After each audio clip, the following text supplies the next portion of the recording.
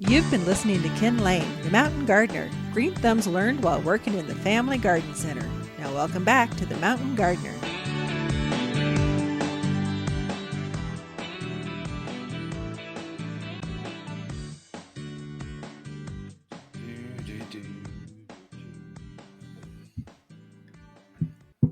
Oh, got it.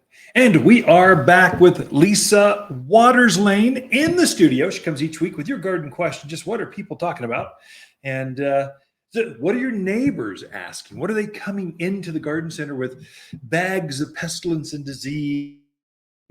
What are they seeing in the yard? Sometimes if there's 100 gardeners in the neighborhood, let's see if someone's seeing something, let's share that. Instead of a social media outlet, we have the Mountain Gardener with Lisa Waters Lane. She comes in each week and just shares that with you. Welcome, Lisa. Thank you. Good to be here. It is good to be here. Autumn is here. It's like it's autumn been here for 2 weeks, and it just feels like it's like my favorite time of year. The mountains of Arizona. It's a famous time of year. I thought you didn't like fall. I don't, because it reminds me that spring is over.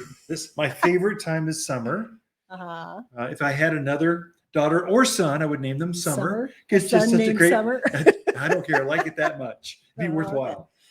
What's your favorite season? Fall. Always fall. Yeah, everyone. Fall. The nights are cool. The mornings are cool. Days are just right. It's a good time of year. Just right. Yeah. Well, what are people talking about out in the gardens? Well, our first question is from Penny in Prescott. She has a peony question. I was hoping you were going to use someone Summer from Chino Valley. We're Bolden. No. So Penny wants to know, when do you cut back your peonies? Yeah, good question. And when is the right time to fertilize the peonies? Great questions, Penny. Penny. Penny with the peonies. We're in Prescott. Penny in Prescott. Peonies. And they'll grow anywhere in the Central Highlands. So anywhere from probably 3,500 foot and above. So that'd be Camp Verde, Cottonwood, Sedona, all the way up to Flagstaff. Peonies are going to grow well. The challenge is going to be that clay soil. So that's what peony have, this real fibrous root mass. And so if they get in real heavy soil and they just sit there, they'll rot on you. So they just sit there and turn to mush. So we've killed a few in our yard. We're masters at killing plants, especially peonies. And we've killed like 3 or 4. I shouldn't say that over the airwave. It's like embarrassing. But we have a heavy clay. Super ridiculous clay on a north slope, so it never dries. So now we grow peonies in raised beds and containers. Game changer. All of a sudden, they started thriving, blooming a long time. So obviously, Prescott, it's got different kinds of soils depending on what hillside you're looking at. Just make sure the soil drains. We say that 10 times fast, and you're fine. So, but her question is, Peony, when do you cut them back? Don't feel rushed, Penny. Let them die back naturally. So they're going to start turning color. They'll get this beautiful gold color, like aspen gold, and they're up about knee high to hip high, depending on what variety that you have in your yard. But let them do their thing, because what they'll do is they'll start shutting down. They'll pull all that carbohydrates, all the sugars from the foliage, or pull it down into the roots, and they'll store that stuff up. And so they're actually bulking up on their roots. If you whack off on them, they don't get a chance to do that, and they'll lose that last.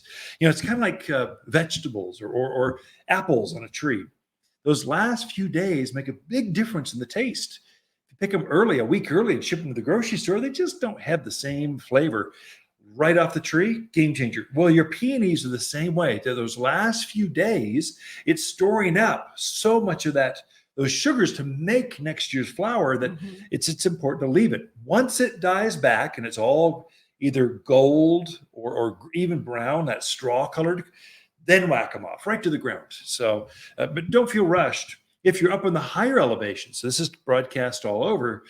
Higher elevations, I really encourage you folks in Williams, Flagstaff, and the White Mountains, the Mogollon Rim, Strawberry, Pine, Lake Top, leave the foliage on there and then prune it back in like March and April, so that foliage will actually insulate or kind of protect that root. So it keeps some of that cold from permeating down into the heart and taking out some of the eyes.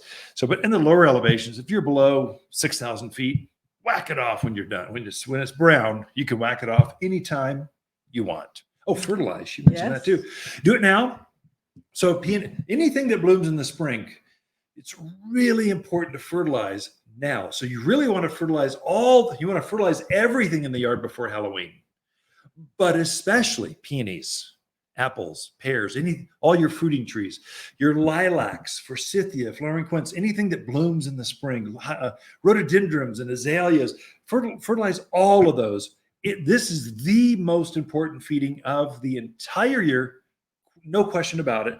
And if it hasn't bloomed as well as you wanted it to, I'd do it again at the new year. Use all-purpose plant food. It's a 744 all-purpose. It's a organic, but that cottonseed meal mixed in that it just brings the pH down.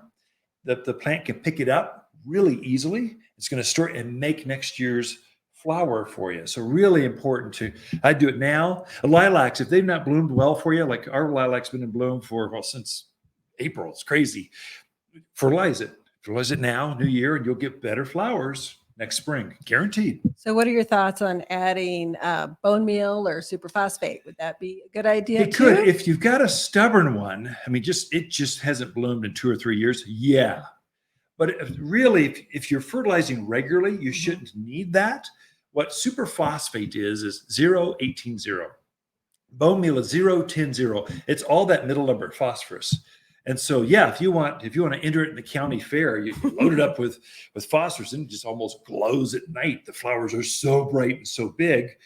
We go through. I mean, the main thing is all-purpose food, and then I do get a 20-pound bag every year. I just sprinkle it on every once in a while through the autumn sage, your Russian sage, echinaceas, gaillardias, all those things that bloom a lot.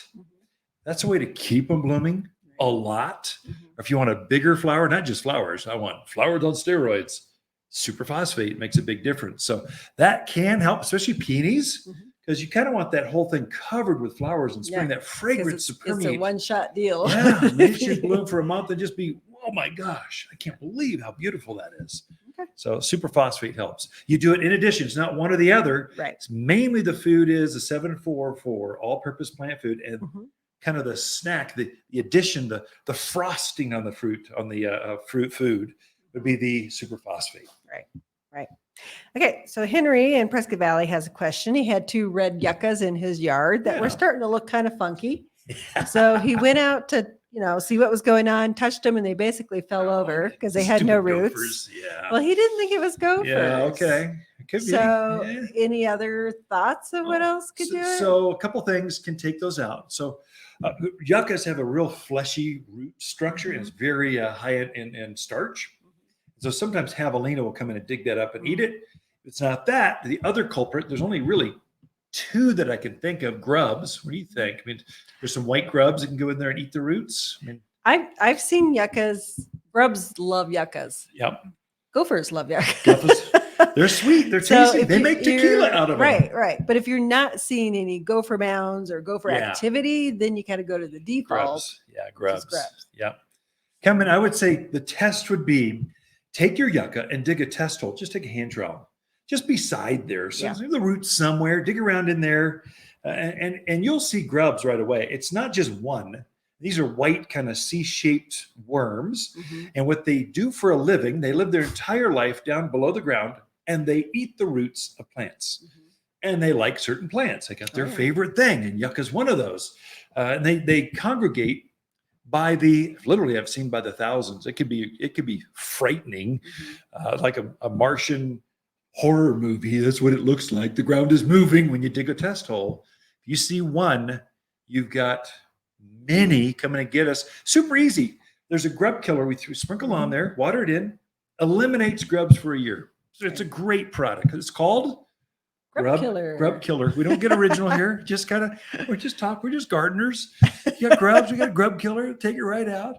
So also, if you've got little cone-shaped holes in your yard, those are skunks are eating the grubs. That's another indication.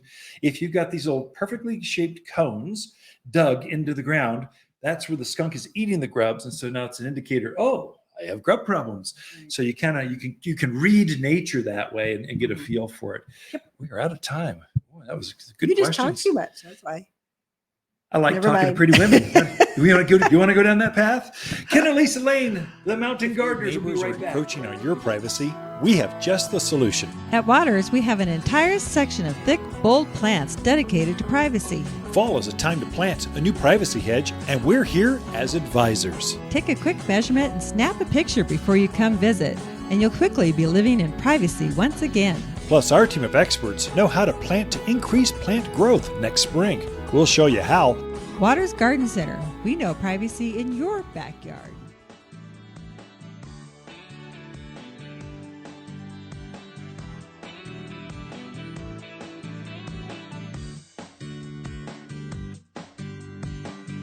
You're listening to Ken Lain, aka the Mountain Gardener. Ken can be found throughout the week in Prescott at Waters Garden Center. Listen each week as he answers timely garden questions unique to mountain gardens. If you enjoy this show and would like to hear more, please subscribe to The Mountain Gardener, wherever you like to listen to podcasts. And if you'd like even more garden tips, tricks, and helpful advice, please check out my website at watersgardencenter.com for classes, videos, and more, or my online garden center at top10plants.com. Throughout the week, Lisa and I can be found here at Waters Garden Center in Prescott.